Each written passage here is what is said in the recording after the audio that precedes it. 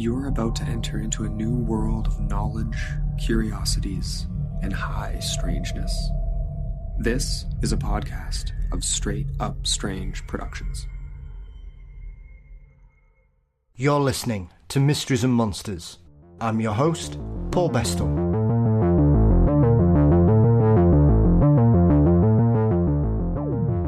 It's a warm welcome back to Dr Kate Cherrell as we discuss all manner of supernatural strangeness, from celebrity seances and the ghosts of British comedians, working with Jonathan Ross and Jack Osborne, to Lincolnshire poltergeists and the importance of accents. Kate covers more spooky shenanigans than you can shake a skeleton at. But before we join Kate, don't forget you can support Mysteries and Monsters by signing up at patreon.com/mystriesandmonsters. $4 a month gets you ad-free episodes, guaranteed early releases, bonus content and more.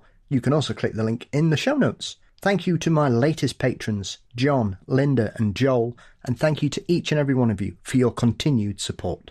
Mysteries and Monsters is across most social media platforms. Please subscribe to the Mysteries and Monsters channel on YouTube. You can also visit mysteriesandmonsters.com for news and episodes. Our exclusive merchandise site is available via TeePublic, and you'll find the link for that in the show notes too. Our intro and outro music are performed by the marvellous Weary Pines. Thank you as always to Dean Bestall for his wonderful artwork, and the show is produced by Mr. Brennan Storr of the Ghost Story Guys. The wonderful Dr Kate Cherrell awaits us now on Mysteries and Monsters.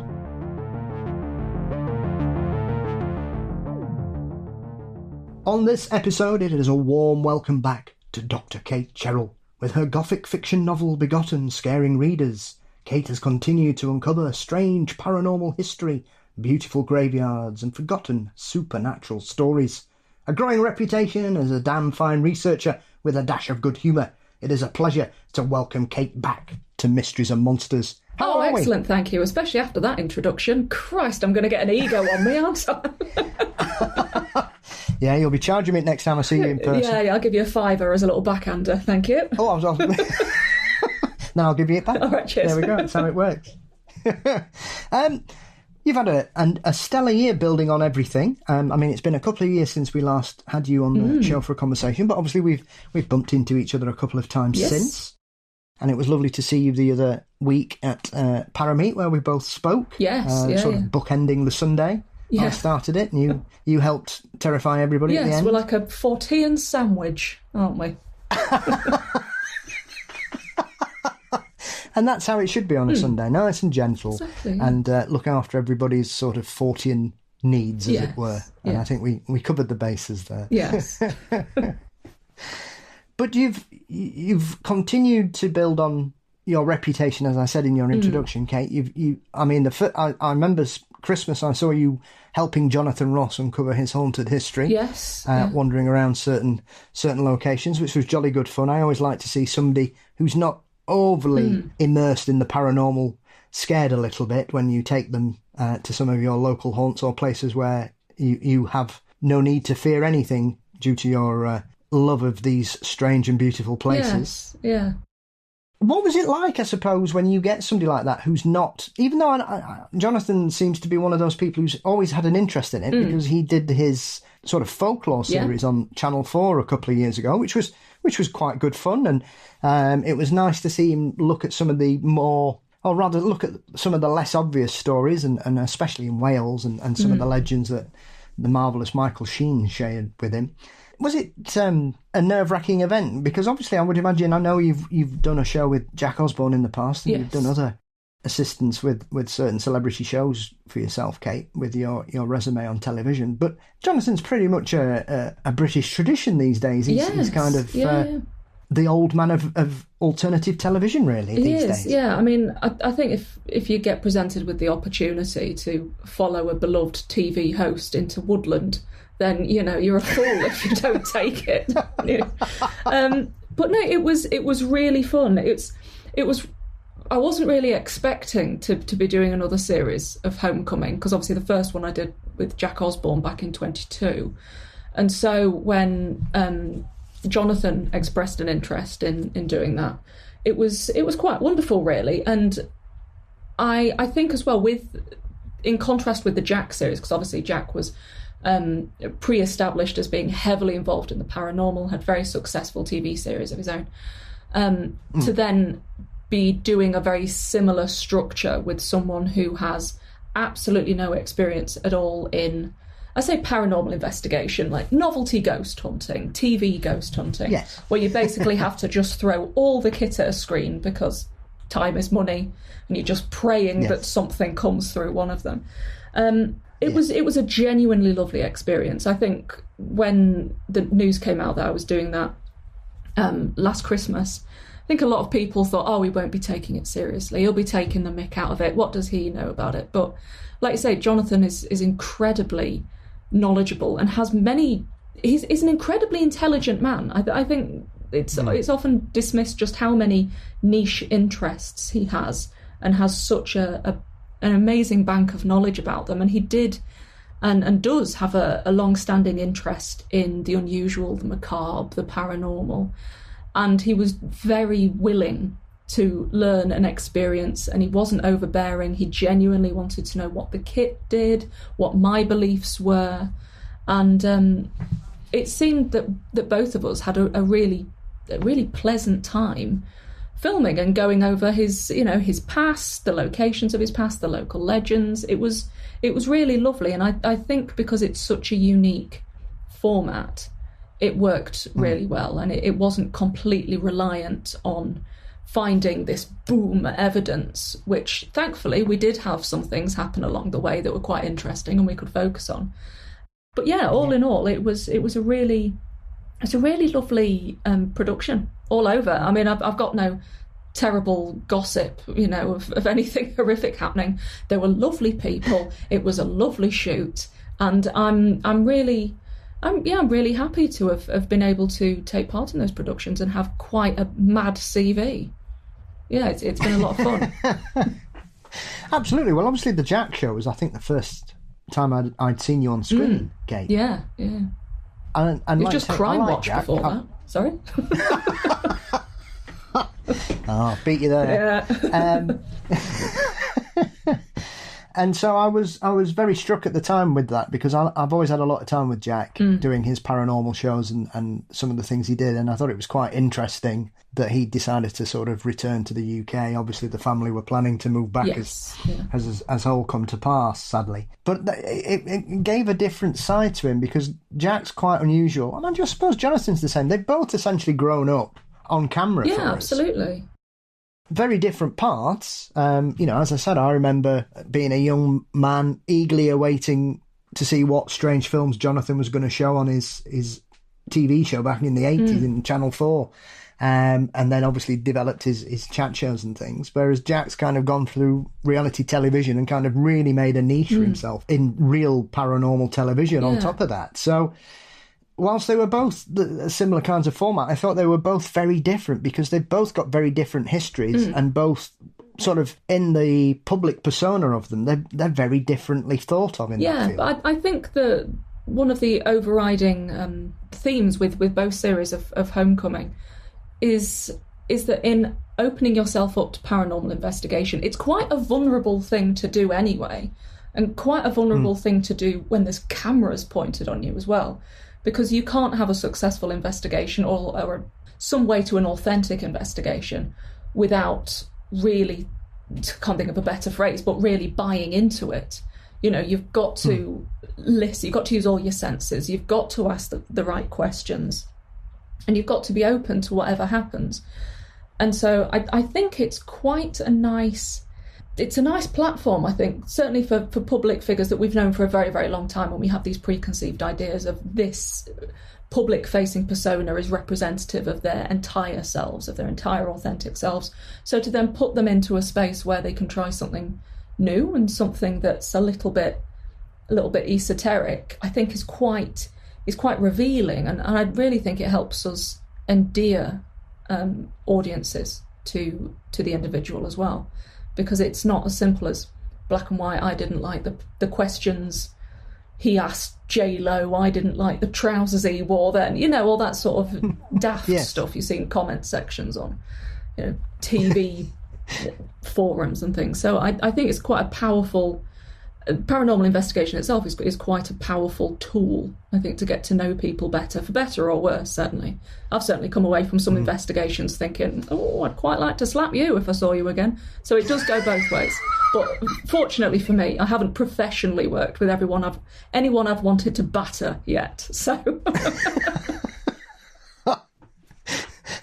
I suppose as well, it was quite brave of him to do so, as you said, because you kind of open yourself up for ridicule, whilst our sort of community is quite open-minded, Kate, and we tend to sort of be quite supportive and keep an eye out for each other's work and help promote people and discuss ideas and have, pleasant, relevant conversations. I think when you've got somebody of that ilk coming in, they bring the normal people with them as well. Yes. So I would imagine he didn't have to do it, but he decided to do it. So it was quite interesting for me that he seems to, the last two things he's kind of done outside of his comfort zone have both been sort of enmeshed in the paranormal or folklore. Yeah, and I find it quite interesting, really, that we have been going through another big wave of interest in paranormal content and paranormal media, and that has been on a very wide public level. There's been great public success.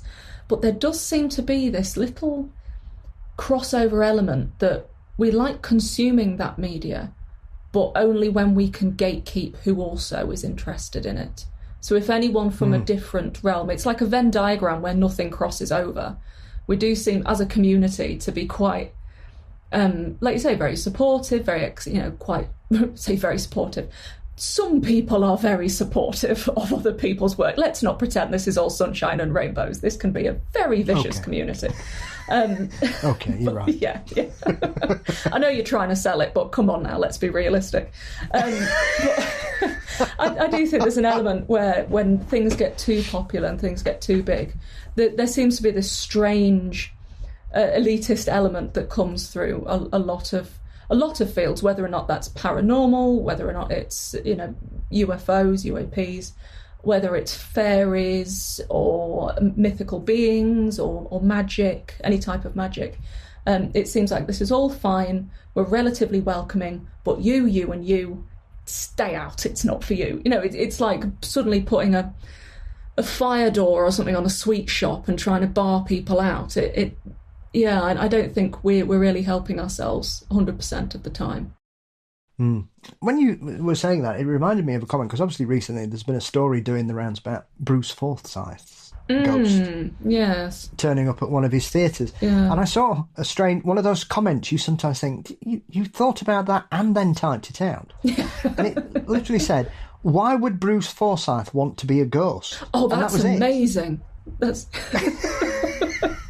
I was like, do you think people get to choose? Yeah. What?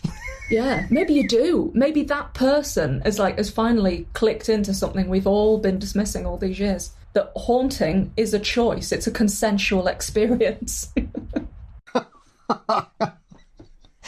Well, that maybe you've set me right there. Okay. Yeah, well, maybe I was being far too dismissive of someone's stupidity. Exactly. Stupidity often comes full circle and becomes a theory. I'm sure of it. But I think that the woman who, as far as I know, that claim came from one woman who is no stranger to the red tops, and she claimed a few years ago that she'd married a deceased World War I soldier, may have been World War II. Sincere apologies if I get my conflicts mixed up with undead husbands. And he'd been unfaithful to her because in this big spectral orgy in the sky, he'd been having it off with Marilyn Monroe, and it all just sort of fell apart. And then how do you divorce a ghost? I mean, I can understand why there have been so many stories run, but I think that's quite interesting how one individual can have such profound, intense and sexy relations with the afterlife, and then suddenly goes to, by the way, Bruce is here. I just think it's a beautiful representation of the diversity within the paranormal community, and I'm a big fan of it.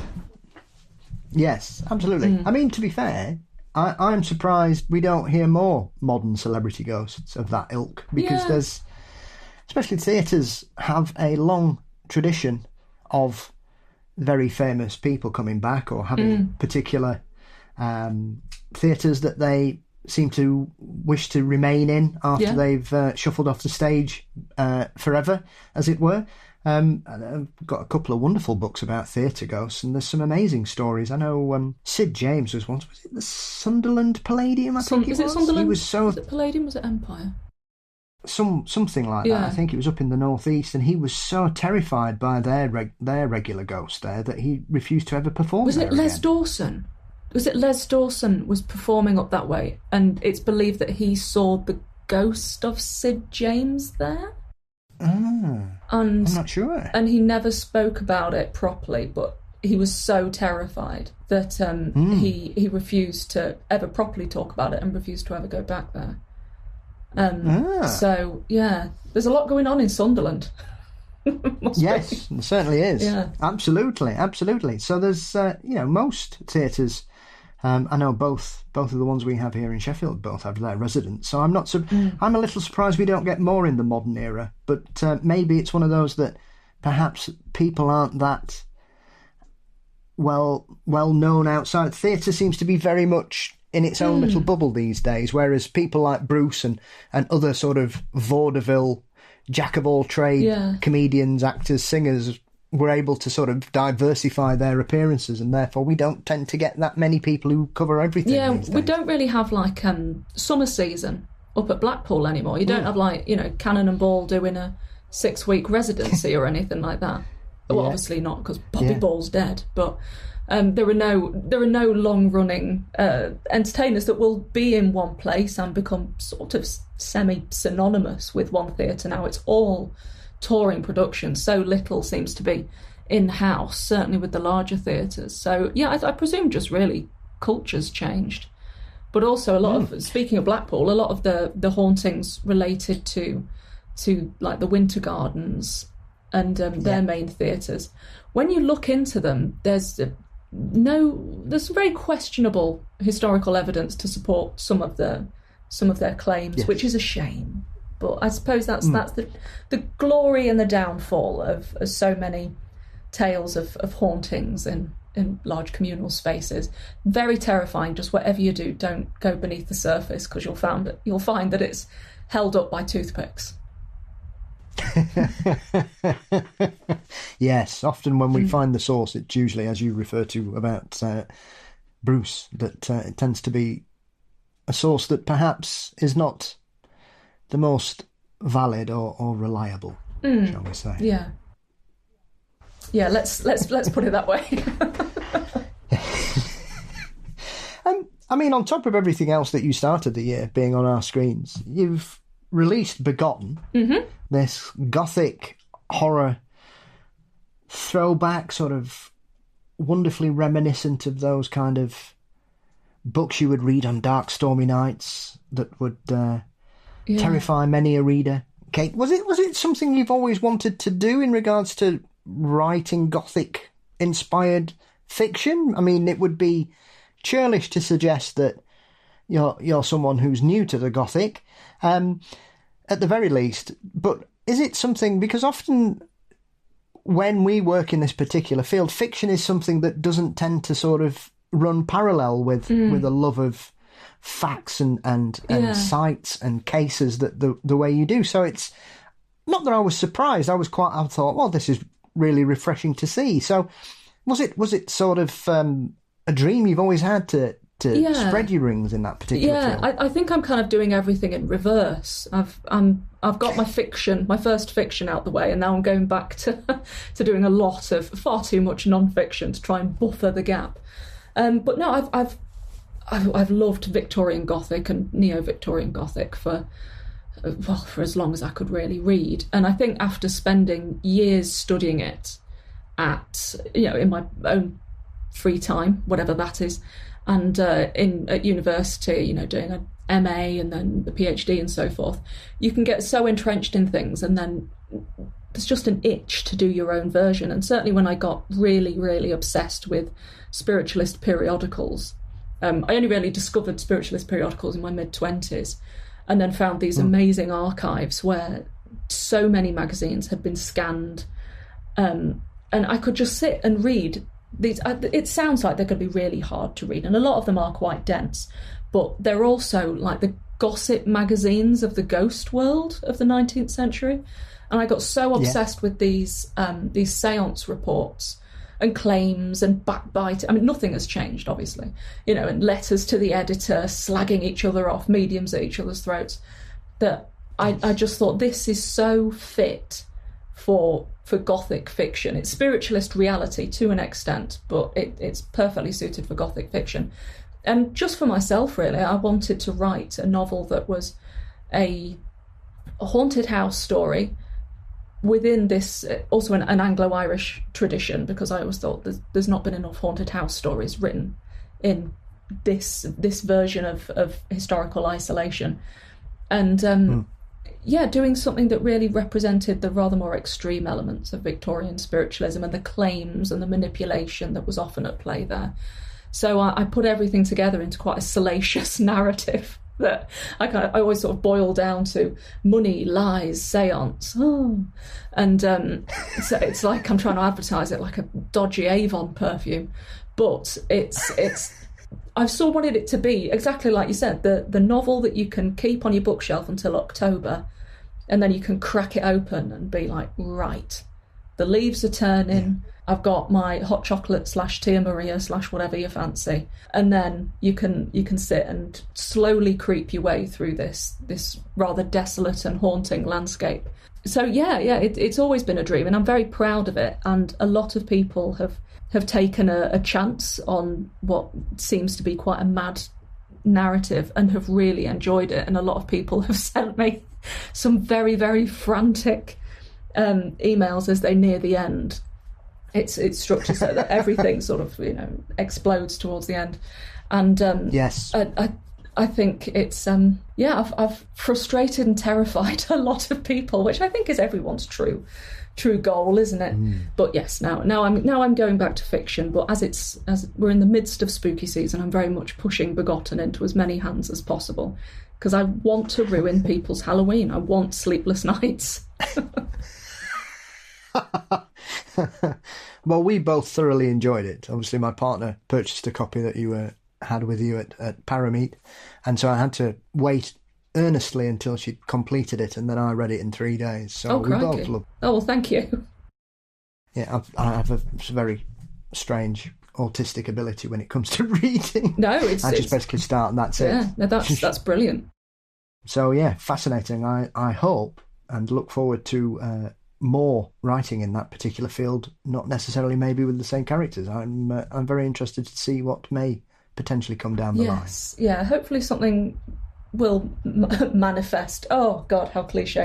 Something will emerge in some capacity, in a fiction capacity, towards the end of next year. But it's non-fiction at the minute, so my creative abilities are being very limited to just short fiction at the minute, that I'm pushing into anthologies around the English-speaking world in the meantime. Good. That's what we'd like to hear. Yeah. Well, I mean, you have a prodigious work rate. Okay? Oh, thank you. I mean, as we sit here, you have appeared in my beloved Fortean Times in the forum, which was quite interesting for me, because obviously I saw the lecture given by the editor of the former editor of the Fortean Times at Strange Days at the beginning of September. And he was talking about the lack of quality articles they have in the forum section. And if anybody wants to start writing for the Fortean Times, that's the best place to go. Yeah, and literally the next issue I got, you're there. Oh, it's my nonsense filling it up. And I almost wrote a strongly worded missive to them, Kate, about it. I was like, how dare you? Exactly. What's going on here? Yeah. But once again, this is touching on a subject we discussed last time when we were talking about the deeply unnerving Michael Jackson seance from about 15 years ago. And this is one of those, well, when I started reading it, I was thinking, I've seen this. And I don't know why I'd kind of put it locked away in my head, because there are far stranger situations and memories I've got, Kate, that seem to bounce around all over. Bernard Manning narrating his own funeral in a very surreal documentary that was broadcast on Channel 4 nearly 20 years ago now. Wouldn't seem to be why I would hide that. But this is one of those strange things that occasionally turns up on British television that I think sometimes afterwards we sit there and think, what on earth was going on here? Yeah. Yeah, it was very late at night, I think, and it wasn't necessarily repeated. But yeah, I think I'm fascinated with comedy history, particularly 70s and 80s comedians. Into the 90s, we drop off in the 2000s because that's when Kate discovered more books. But comedy, really, I'm deeply obsessed with. And so Bernard Manning, it seemed like when that film came out, and again when I was reminded of that film, it seemed like it was the perfect way to finally form that Venn diagram of my interest between dodgy club comics and death history, really. And it is an incredibly surreal piece of filmmaking, regardless of the subject. And of course that's, it's the buzzword of today, isn't it? He's an incredibly problematic figure. But he's also an incredibly interesting and troubled figure as well. And I think when we mention Bernard Manning today, if we do, it's very much just swept under the carpet of vile old racist. And that's not to say that he didn't have those, I would say those qualities. I can't think of the right word. He didn't have those very, very vile traits within him. He did. Yes. He did, and certainly they escalated to quite foul proportions towards the end of his life. But I think there's a certain fascination with looking at people that we know as being these cultural monsters, and then seeing, well, how did they function? Are monsters all the time? Do they have the same fears, the same religious conflicts, the same relationships we have? And the troubling thing about the Bernard Manning film is that you see him as both a monster and as a very scared, spiritually conflicted man, and a man who was so loved by his family and almost hero worshipped by the last remaining stalwarts of the Embassy Club. So it makes for really uncomfortable but compelling viewing, and I think it's really important in some form of cultural history that we do reappraise those bits of filmmaking, and also the place of people like Manning. Because then, especially in today's very, very fraught society, I think we're going to be at a point where people like Manning are brought back in very black and white terms into the public consciousness and celebrated by those on more extreme political views as being these great, wonderful comics that were slowly hammered down by left-wing media. Whereas in reality, Manning was a good comic. He was a good comic. He was a solid club comic. Manning was never as good as he thought he was, though. And that's important, that if you buy into who Manning thought he was, then you can go down a very, very dangerous slope. And so I think looking at that through a lens of a sort of like a weird green-screened seance where he's slagging off his own friends who are addressing his coffin, it's quite a useful sideways lens. Death is very, very useful for reappraising people's place in cultural consciousness, definitely.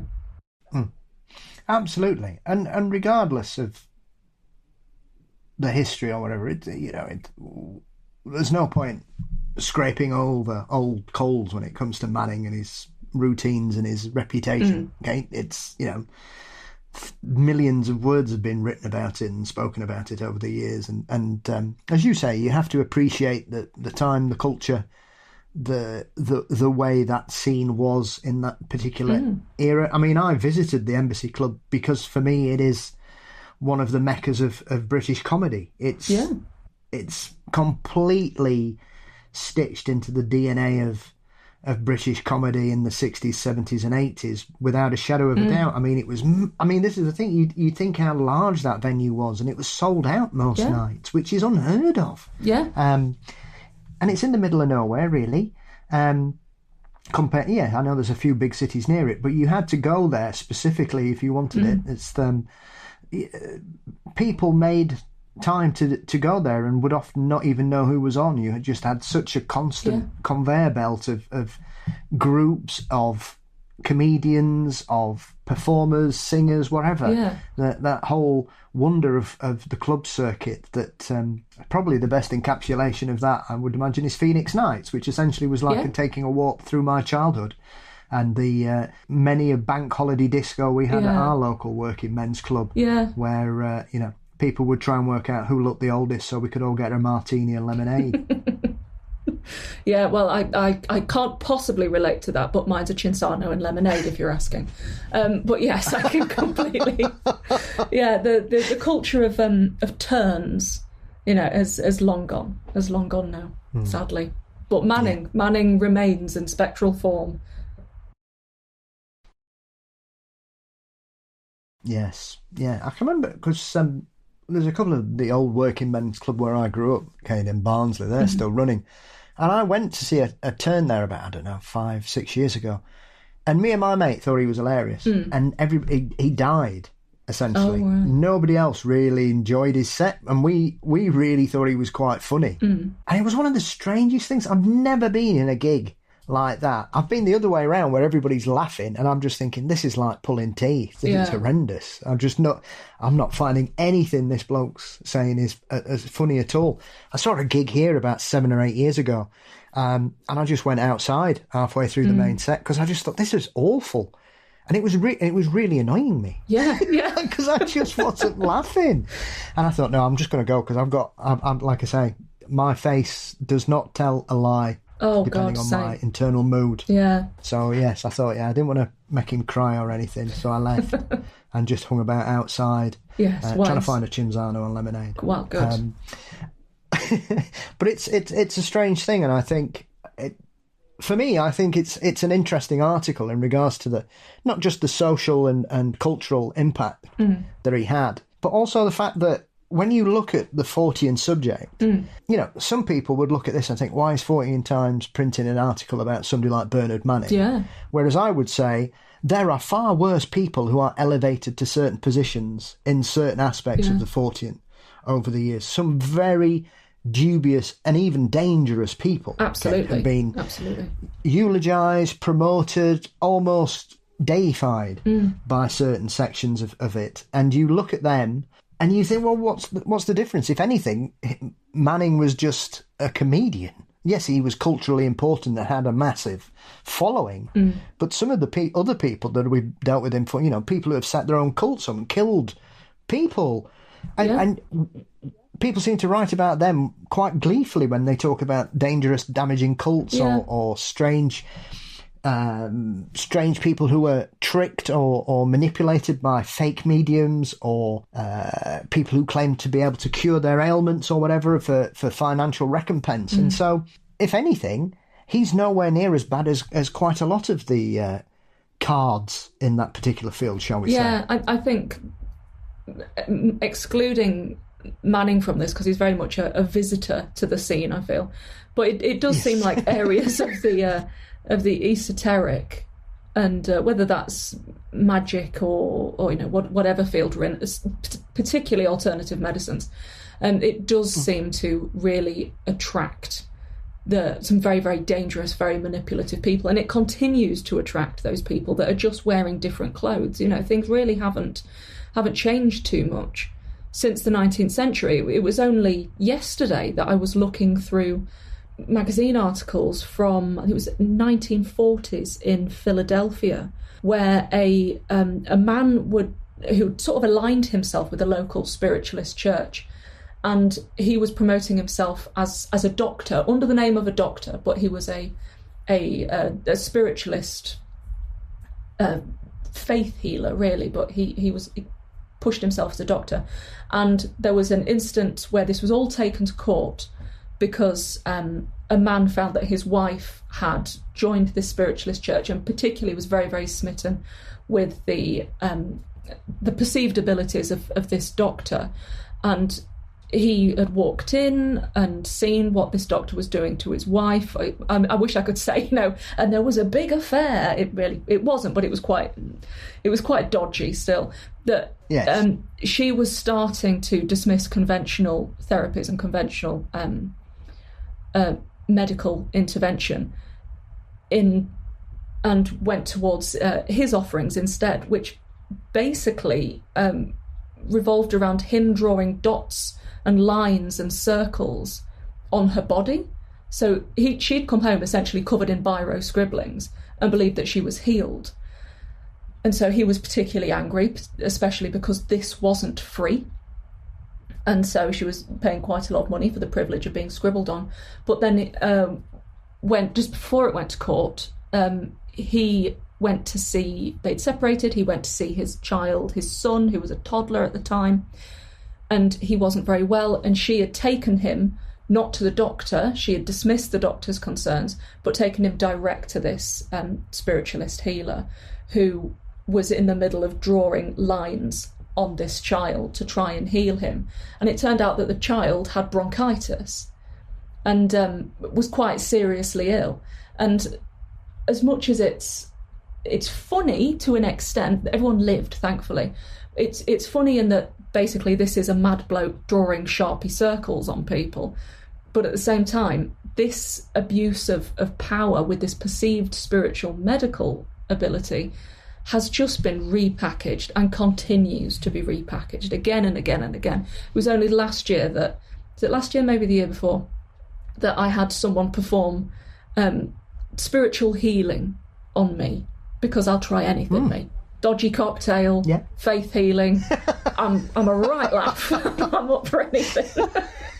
And I tried it, and I was told that now I was healed, and it was basically it was my own fault that I was feeling so ill all the time, that I had I brought this on myself because I was clinging on to past memories of past relationships, which is what every woman wants to hear. That's brilliant. And then within a week, I was in hospital with a massive infection. So it's all it continues, but I think. And today, when we hear these horror stories of alternative therapies or the rejection of conventional medicine, causing very real-world problems, leading to death of multiple people, we can really see the power that strange beliefs continues to have. So, it's tricky to be in a field when in the next breath you have to go, but please go for the rational. This is the fun bit, but please put all your belief and your weight in the rational. Yes, absolutely. I mean, it's one of those things. It punctuates a lot of aspects of it. I mean, there are. I'm trying to remember. There's obviously the cult that claim they don't eat. They only exist on light. And there was the woman that was found dead in Scotland a few years ago. Yeah.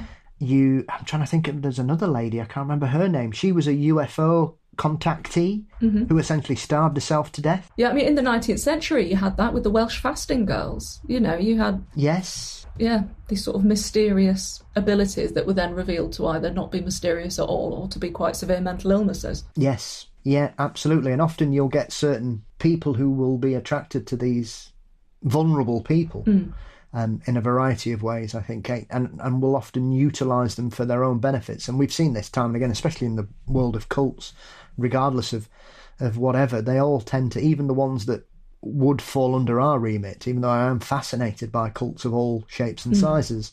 The more Fortean aspects of some of them are quite strange. Obviously, I've recently become quite intrigued by the whole Raelian movement, which essentially has started off as a contactee movement and has now turned into some kind of international sex trafficking ring, really.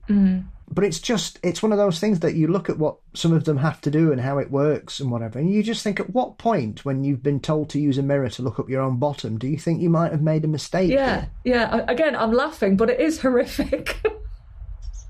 It's really difficult to talk about it because it does always devolve, doesn't it? It takes very vulnerable and very damaged people who believe that they've had these, whether or not they have or they haven't, is kind of immaterial to the whole conversation. Yeah. These people that have this very real trauma are seeking solutions and seeking comfort that often conventional means can't provide.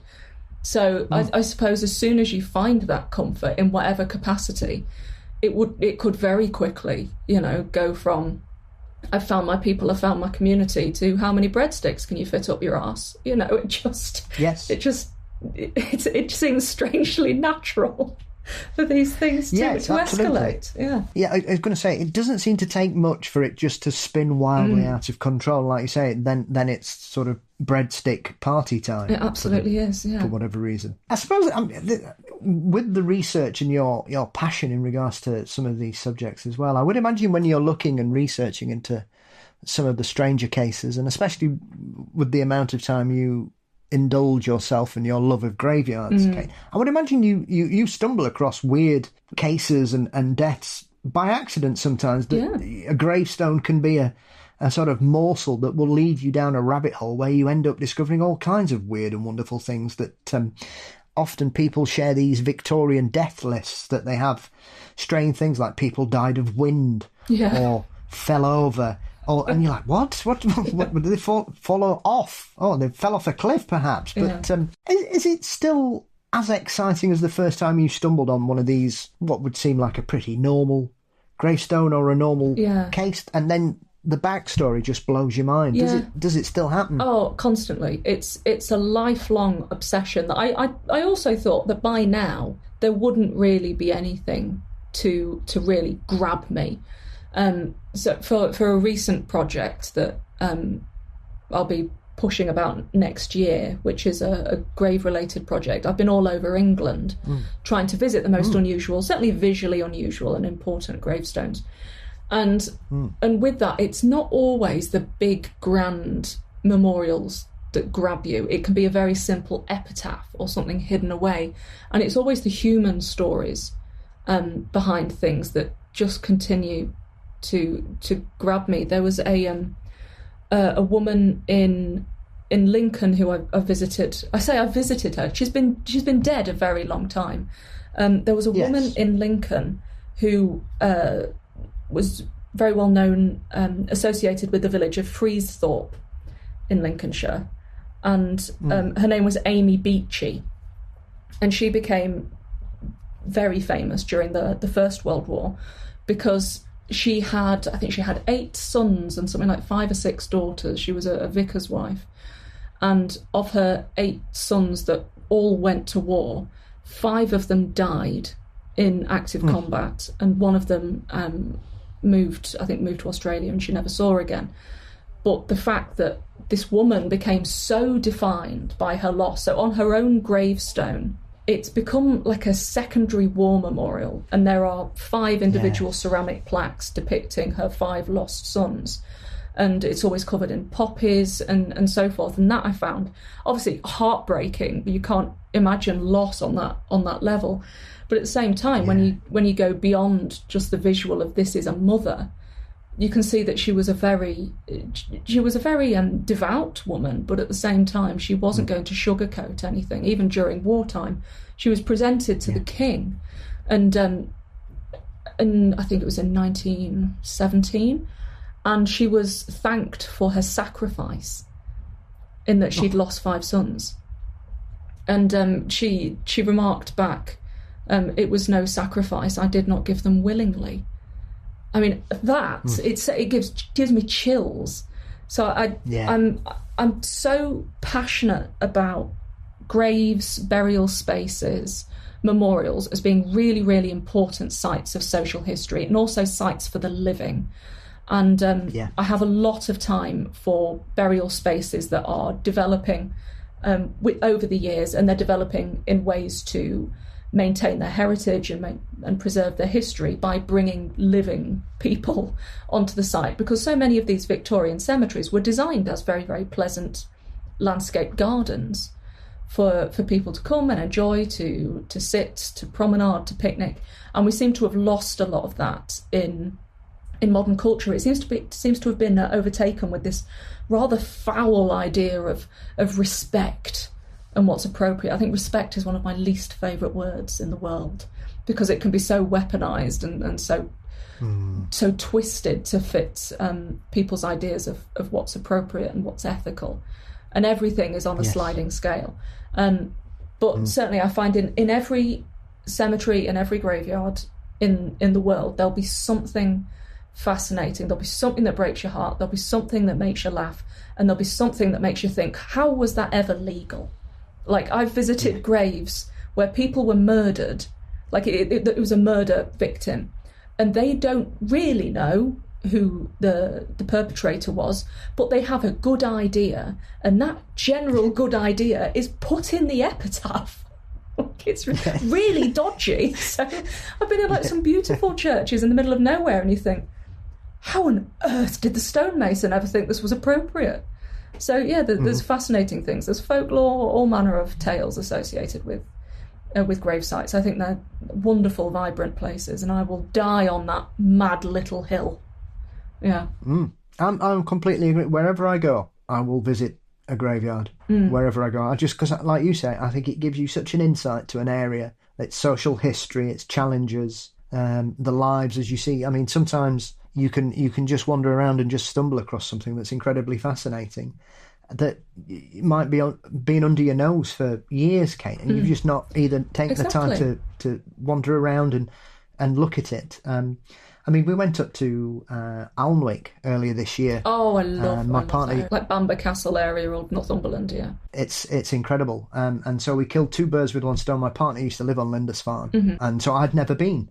I've been in that area. I've never had the chance to go to Holy Island, so that was brilliant. And of course, we visited the graveyard there, and also managed to get to Chillingham Castle, which has been on my bucket list forever. Chillingham's.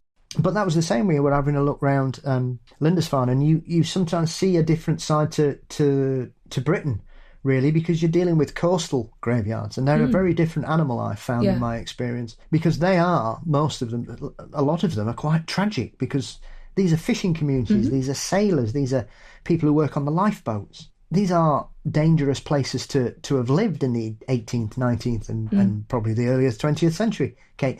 And they are littered with incredible stories of bravery and courage, as well as sadness. And I think it gives you a real insight into local heroes who are often overlooked in the modern world. Yeah, absolutely. I'm completely with you on coastal graveyards.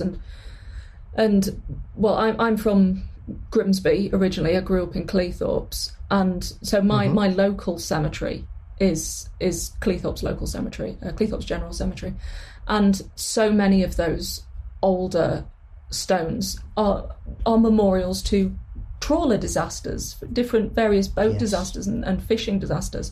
Same over in Hull as well, you know. So I think if you're from those areas, or wherever you're from really, in going into your local grave space and your local burial space, you can find a sense of grounding and a sense of place and a sense of community by looking at those industries and looking at just how many people they affected, like Blackpool and Fleetwood. Fleetwood's got the most beautiful little cemetery that's right next to possibly my favourite Chinese takeaway in England, so double whammy, well done Fleetwood.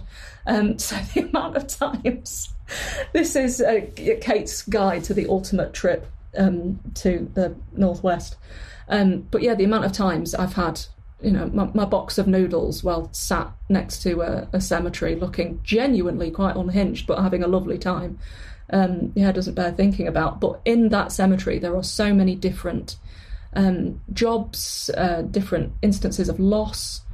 There's so many young children and young lads that were simply just swept out to sea, and it's one of the few places where public history and public stories are still accessible to all. I mean, the site is obviously privately owned or council owned, but the stories are publicly accessible, and I think we do well to appreciate that, with or without a box of Chinese takeaway. Absolutely. Have you ever had a chance to visit Rudston Graveyard? Rudston? Where's Rudston? It's not far. It's up the coast from you. It's near Bridlington. No, I don't think I have. No. Well, I visited it on the way back. I spent the evening with Paul Sinclair UFO spotting a couple of years ago out at Brid. And then he said, "Oh, you make sure you stop at Rudston, because the biggest monolith in Britain's in their graveyard." Oh, yeah. Sorry, I have been to Rudston. I don't know why. I think I got it under a different name in my mind. But yes, I have. And that was one of those things. So I'd gone for the monolith. I didn't know anything about the Roman graves that are also in this churchyard.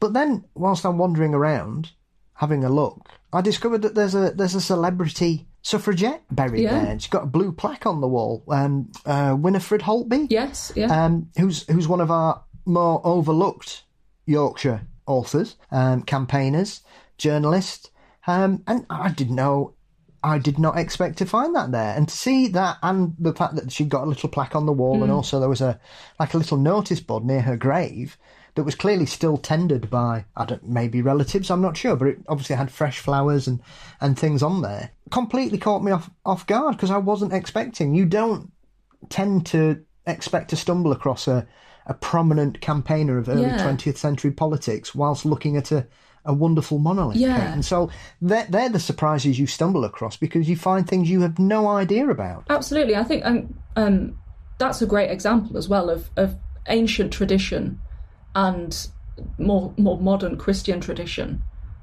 sitting side by side, because with the monolith as well in front of it, if I remember correctly, there's like a little plaque, but that's generally being used as like an offerings table, like a ritual offerings communal space. So you've got that, you've got these ancient graves off to one side, you've got a rather, if I remember correctly, quite a beautiful child's grave that's, I think is like the likeness of the young child. And then, like you say, the Holtby grave. And in the church itself, I think maybe there's like a local society or some broader society that looks after it, and they have little pamphlets available about the general churchyard, about her grave and her life. And I think that's the most brilliant way of keeping those stories alive. But yeah, it just shows you just how diverse these spaces can be. And yeah, some of them do involve whacking a church on top of an ancient sacred site. It seems to be something that has always and continues to happen. But yeah, it's a fascinating place. I suppose as well, I mean, as you touched on earlier, I've seen the same thing in the States as well. There are a lot of these graveyards were built very ornately, very welcoming.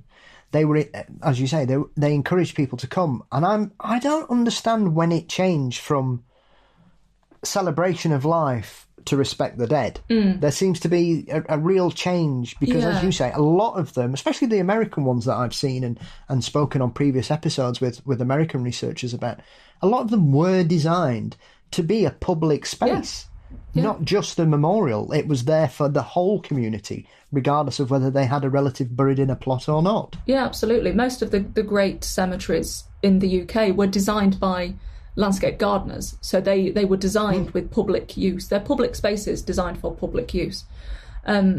So yeah, they're supposed to be enjoyed. But I think there's two different reasons really that we approach. Many people culturally now approach burial sites differently. One is, of course, that because of when you just want to cram a massive story into a tiny little snapshot. Basically, a lot of Victorian cemeteries were built as private companies, but they were built on the idea of selling plots as burial in perpetuity, which was generally quite a new idea. And so burial in perpetuity is a lovely spiritual idea, but in practice it's a terrible business practice. So once you're filled up, once there's no more plots left, there's no more money. So who's going to maintain the site? You're not going to have any more income coming from new plots, from existing families. It's just there. So many of these joint enterprises plummeted, and that's why so many sites were bulldozed, so many were just left to rot. And so when they were left to degrade, they became places of antisocial behaviour. They became actively dangerous places where things could fall on you. And so we can see this by the 70s when there were some Hammer films, there were some Amicus films filmed in London's Magnificent Seven cemeteries, where they were picked because they were so Gothic and terrifying and overgrown. But that was kind of representative of so many burial spaces across England, in that they were Gothic, they were foreboding, they weren't attractive places of rest, regardless of how architecturally they'd been designed.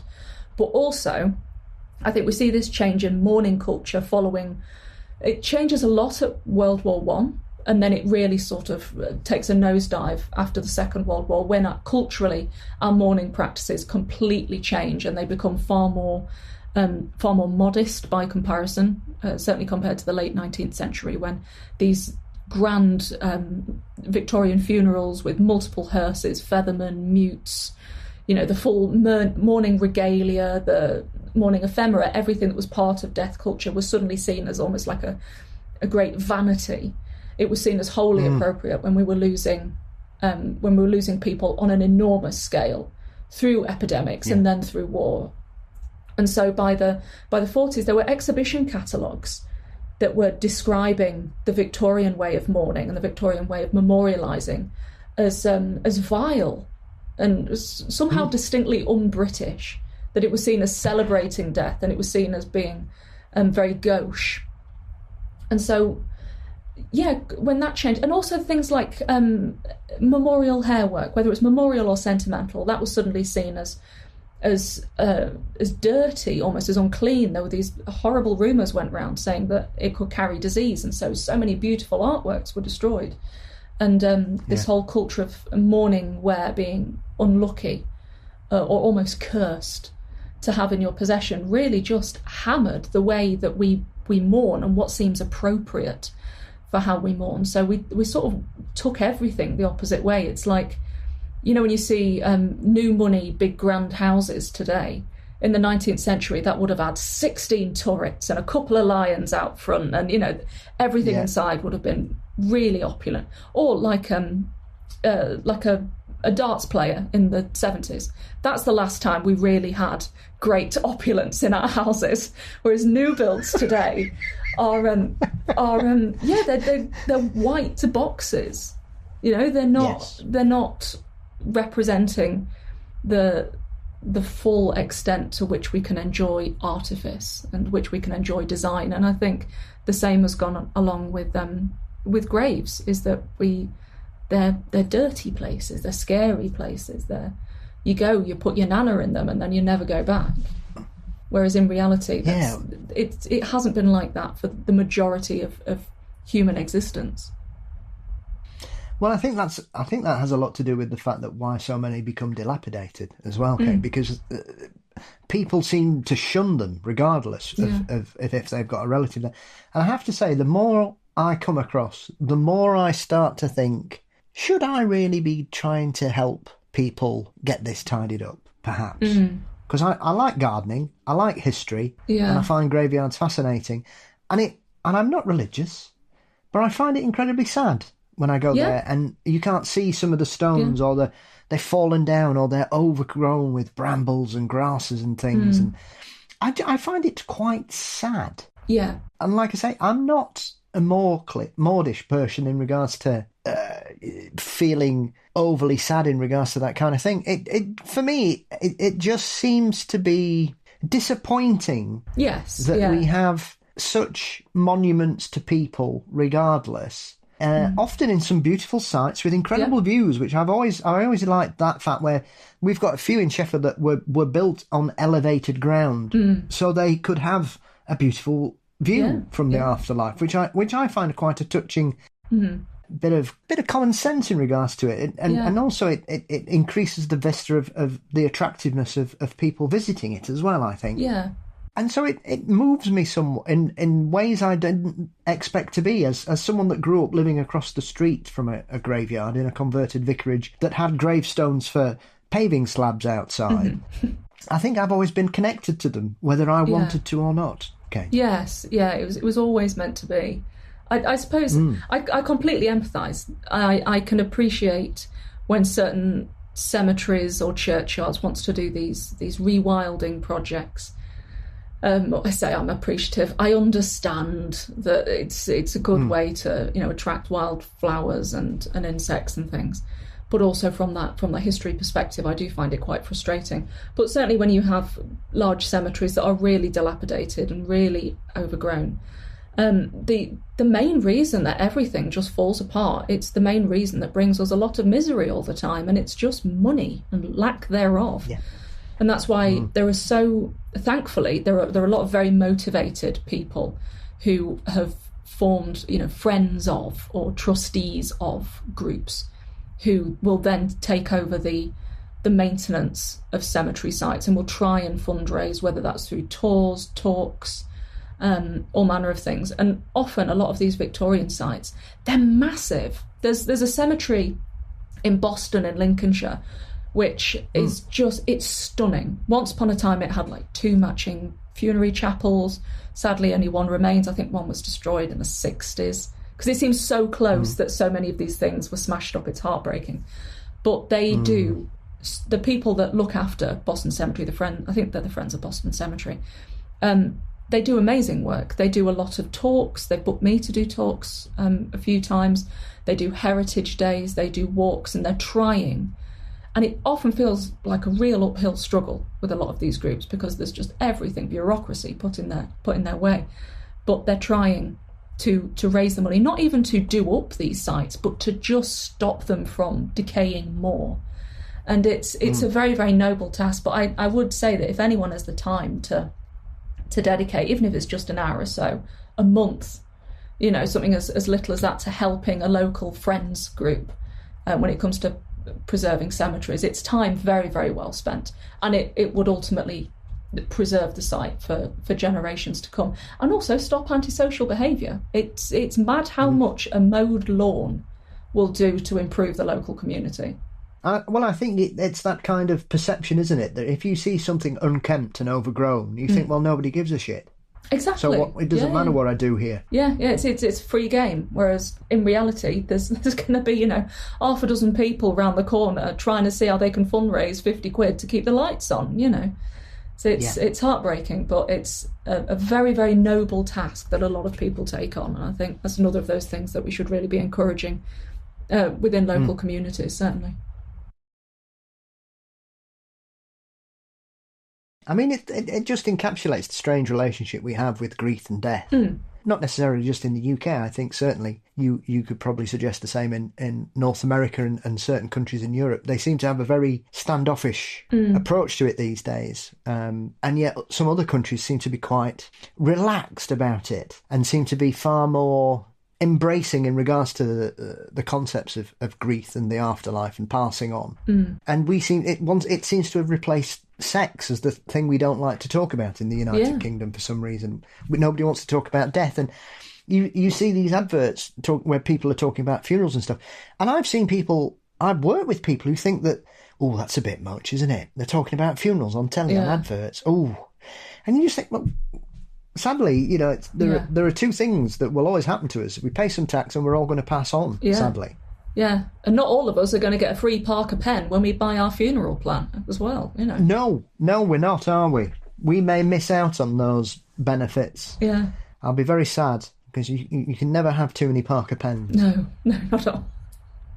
I suppose as well, it really sort of gives you ammunition in regards to your research as well, because on top of your wonderful research in regards to graves and the histories of some of the people that you've come across whilst you've been there, it's also sort of, I would imagine, supplanted your love of supernatural history.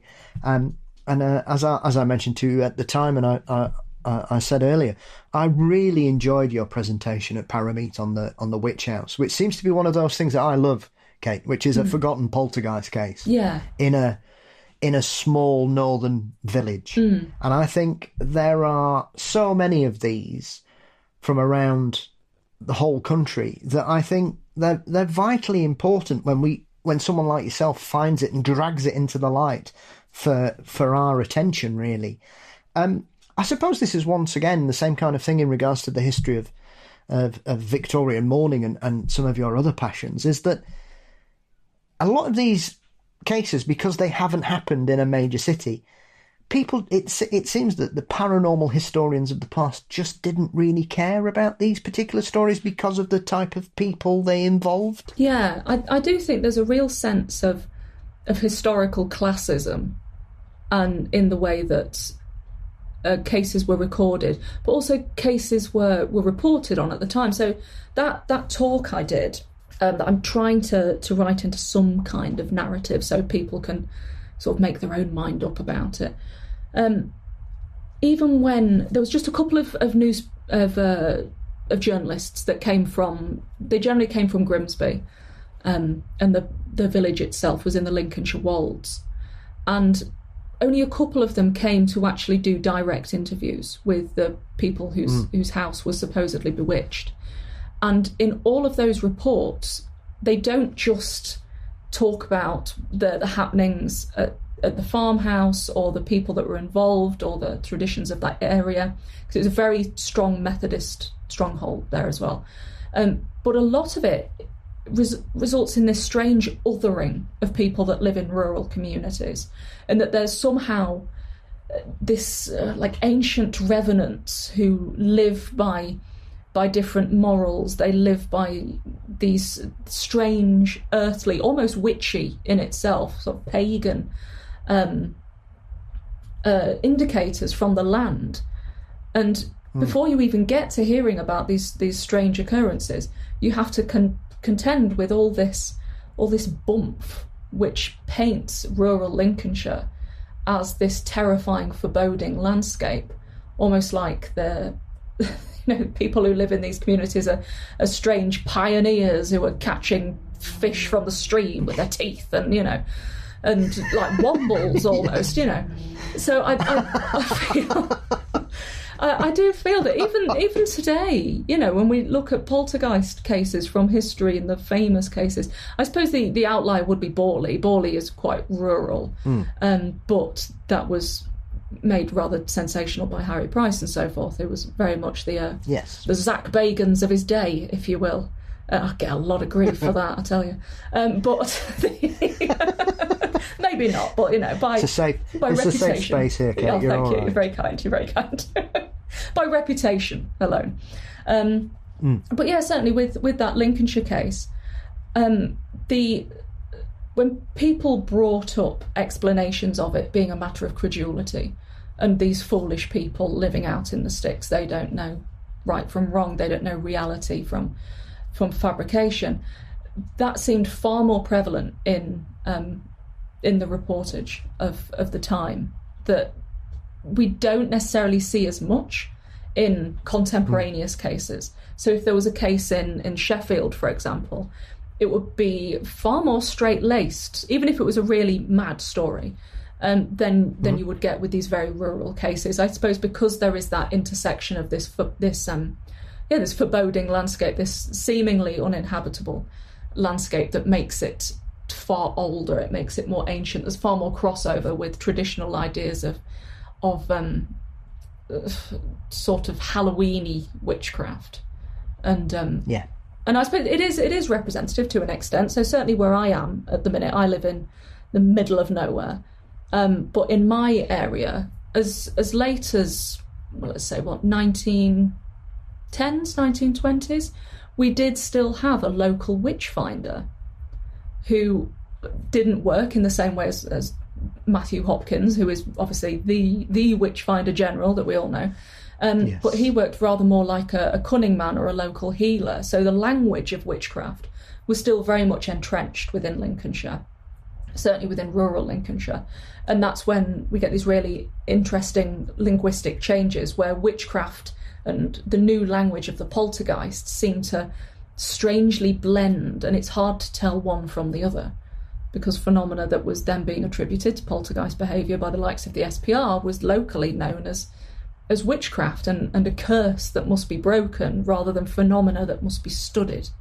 So it's I find cases like that, especially ones that are very close to my heart, because I'm very, very keen on Lincolnshire history and celebrating Lincolnshire history, because it's so often overlooked. I find it incredibly interesting, and very much it exists in the shadow of more popular paranormal histories. Well, I think, I mean, as someone that lives as close as I do to Lincolnshire, Kate, I completely agree with you. It seems to be the forgotten county up here. And it's a big old place that runs, it takes you almost all, to the tip of Cambridgeshire. Yeah. It is a strange way that vast expanse of area seems to be constantly overlooked for smaller places.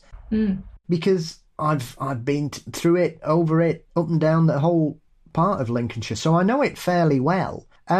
And even I'm surprised sometimes when I hear of places in the county that I've never heard of, or wasn't aware of, or didn't understand its sort of place in that county's particular history. Because it is odd, because you've got sort of South Yorkshire, Derbyshire, Nottinghamshire, and then it's Lincolnshire. But it seems to be forgotten. It's almost as like the course starts at Nottinghamshire around here for some people. Yeah, it's the second largest county in the UK, but we're kind of just a footnote. I mean, there's been a really interesting history in Lincolnshire. Lincolnshire's been incredibly important for centuries. You know, it's been the hub of lots of ecclesiastical importance over the years. We've got Magna Carta in Lincoln. We've got, Lincoln is the birthplace of the tank. There's, we don't just have fields, the seaside and murderers. There's a lot more to it. We have all of those things. But, there's this amazing rich history, and especially an amazing rich history of folklore and folk traditions, which I would argue clung on far longer than in other counties, because we have these vast swathes of arable farmland. So these small hamlets and small farming communities could kind of keep traditions and things for a bit longer. I mean, it's not as dense. I think Cornwall especially feels like it's got the monopoly on weird folklore. But we've got plenty of people doing mad things in pubs and sticking straw to their faces and things like that. So we've got our fair share, and we've got our fair share of poltergeist, ghosts, and even cryptids. There are cryptids in Lincolnshire. Can you imagine overlooking such a thing? Appalling behaviour from the rest of the country. Is it one of those situations where has the county begun to sort of appreciate its weird history?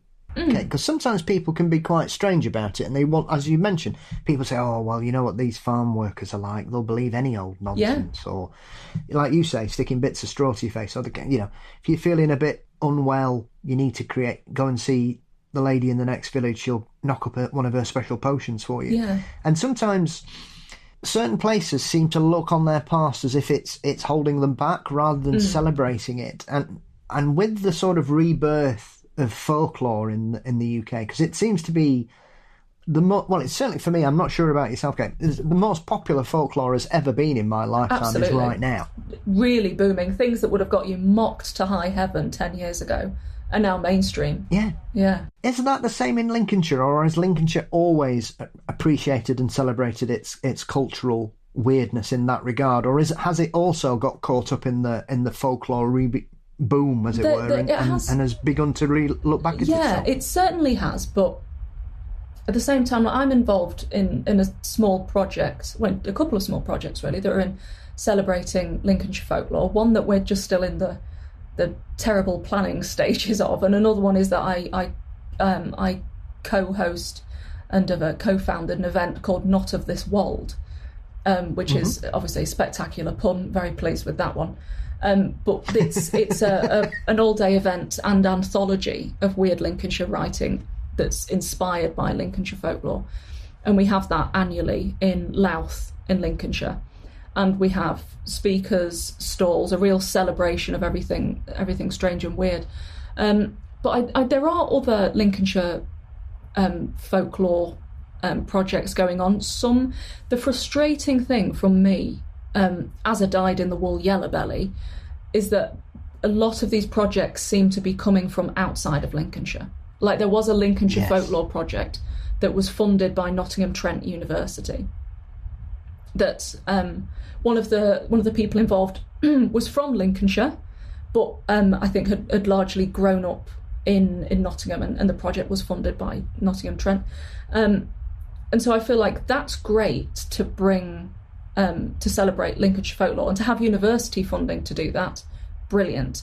But I feel like we're really lacking those homegrown projects in Lincolnshire. So I'm one of many people that are trying to do their best in trying to increase appreciation of it. We have some amazing local history societies, though, considering how small so many of these villages are. The amount of them that have really, really devout, really intense historians is brilliant. Like if you want to know about the history of glass making in Louth, oh great, we've got a lad who knows everything. If you want to know someone about this particular field near Saltfleet, oh well, Darren, he'll tell you the history back 500 years. So there's these really intense, brilliant pockets. And we have the Lincolnshire Dialect Society as well, because the Lincolnshire dialect was I don't really have a strong Lincolnshire accent anymore. Well, to my knowledge, I don't. Used to sound far more like a docker when I was younger. And it's been bred out of me after I left and then came back. So I'm very ashamed to say that. Childhood and Cleethorpes there. Yes, yeah, afraid so.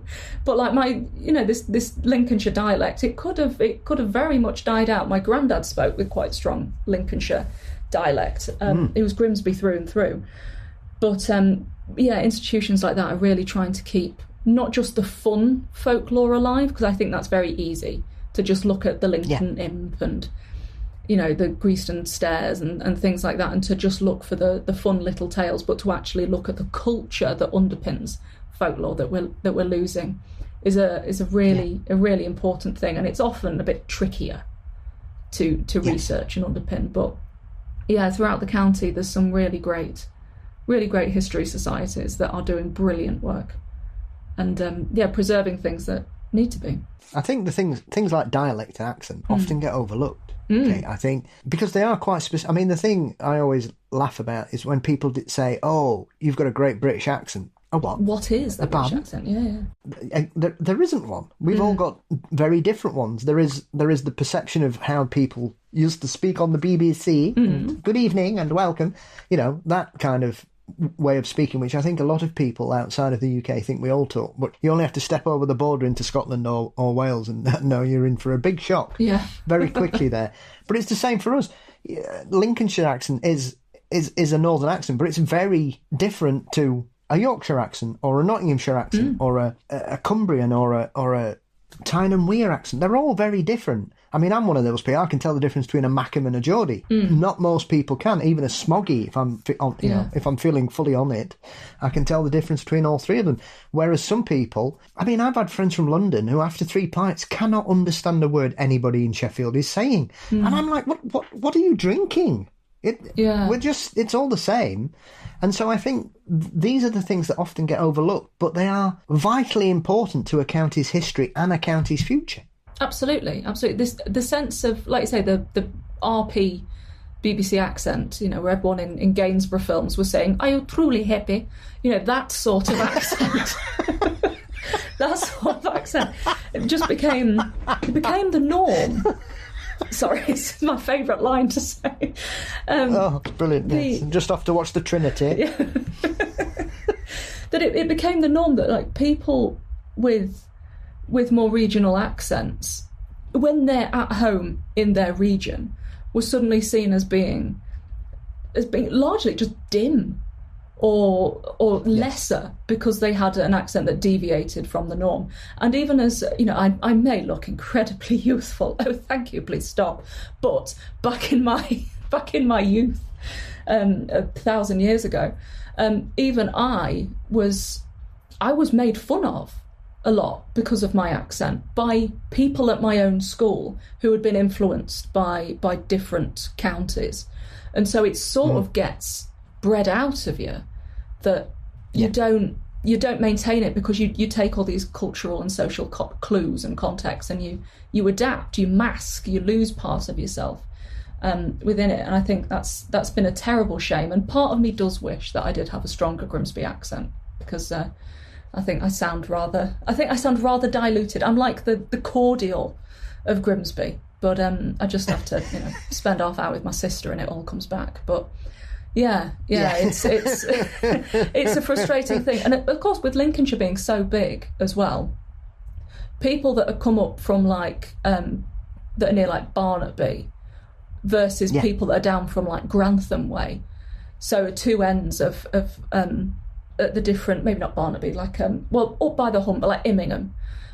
People from Immingham versus people from Grantham, they have extremely different accents. It's all broadly Lincolnshire, but like you say, you'll find that more of that Nottingham influence there, and then you'll find more of that sort of South Yorkshire influence up by the Humber. So even though I grew up right by the Humber, when I went over to Hull for my weekly dose of culture, I would still sound distinctly different from the people in Hull, even though there's just a river between us, there's just the Humber.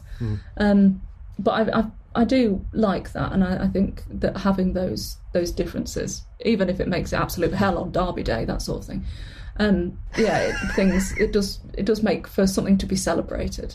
Yeah, absolutely. It is strange because obviously North Lincolnshire and South Yorkshire are so entwined along that border. There, I think it is quite strange that you go to places like you say Ingham and Scunthorpe, where it's more of a Yorkshire taint to the Lincolnshire accent. But it makes me chuckle because when I go back home to see my mum, they all think I talk posh Yorkshire and think I'm a Dida because I've lived in Sheffield so long. Yeah. But when I come back here, people say I haven't got a Sheffield accent. I've got a Barnsley accent, which I know I haven't because I know how I used to talk growing up, a bit like yourself. Very much thee and thou and how I getting on. Yeah. And I very rarely do that unless I've had a few too many Chinzanos, perhaps, and my accent slips out. Maybe that's the more trick. Relaxed I am. Yeah, maybe we've solved it. The way to preserve our accents is to just get leathered all the time. It'll be brilliant. Oh, I love this. Should we set up our own society? The Alcoholic Accents. Yeah, we just set a tape. Triple A. Perfect. We'll just set a tape recorder going. We'll count it as this great cultural event that we're putting on. And we'll get the Lady Mayoress and Mayor's attention in no time. It's the future, Kate. We've solved it. There we are. It is. That's it. Well done, us. Well done. As always, you've come with the excellent ideas to take forward. Before I let you leave, as I said, you've had so much going on this year. Like I say, lovely to have a proper natter with you at Parameet and chew your ear off most of the day. And thank you for letting me. That was very kind. No, it was lovely to see you.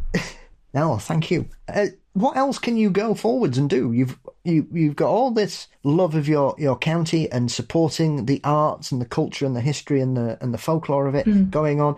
You've got the writing that continues. As I said, you've had an article in the most recent Fortean Times. You're often, if not regularly, contribute to the wonderful Haunted magazine. You do presentations. You've got TV work going on. You've just written your first fiction book. You're going back into normal sort of supernatural history for your next project. Where are you going to go next? What can we expect from you in 2026? Which seems like a terrible thing to say, but then you think it's only 10 weeks away. Yeah, oh, don't. That's horrific. Don't put it into weeks. That's cruel. Well, my main ideas, apart from having some kind of massive existential crisis, is sorry about that. It's fine. I'll just get on the booze again. My main thing is because I've been doing I started doing another master's and things like that. A lot of my time has been spread so thinly because I've been juggling so many different projects. I've got a list of manuscripts that I desperately want to get finished in the next 4 years.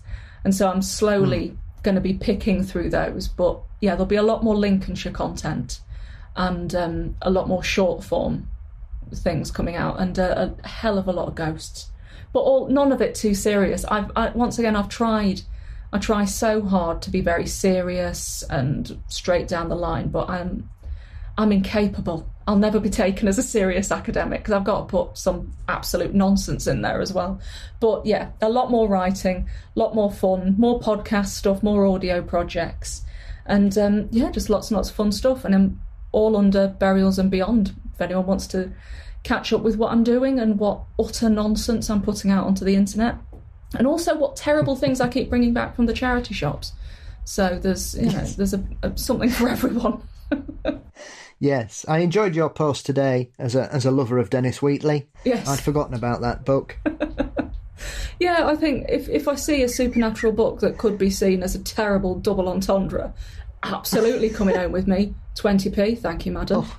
Yeah. Yeah, well, I discovered a couple of years ago the terrifying world of cryptid erotica, Kate. And there isn't a book about a cryptid that hasn't been written, it would seem, because we found a gay Loveland frogman story. Oh, amazing! Which was if you find the review on Amazon and just read the overview, I couldn't read the last 2 lines. I was crying with laughter. It was just rudely hilarious. Yeah. About what was going to happen with the Loveland frogman in this particular book, by the well-known purveyor of smut, Chuck Tingle? Oh, well, Chuck Tingle's just dominated that genre, hasn't he?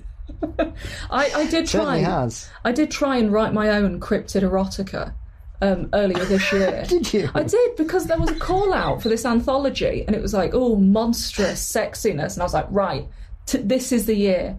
No longer will I just be like your dad in the corner, like smacking on the fruit machine and waffling on about the darts for too long. I'm going to be a real woman, and I'm going to write this erotica. And I tried. I tried so hard, and I ended up writing this thing, but it ended up being... It was about the Fiskerton Phantom, which is Lincolnshire's most famous cryptid. Yes. And I ended up putting it in the anthology for the Not of This Wold Festival instead of submitting it to that. But yeah, it was never going to be some saucy romp through the wolds. It ended up being set in quite a dull caravan park where you have to think. Well, the big reveal was it a cryptid or was it a Rod Stewart impersonator? So it's I've never quite got there. So maybe next year you'll be like, oh my God, Kate's got a full Mills and Boon imprint to her name. It might just finally click, but until then, I'm just going to be writing about ghosts.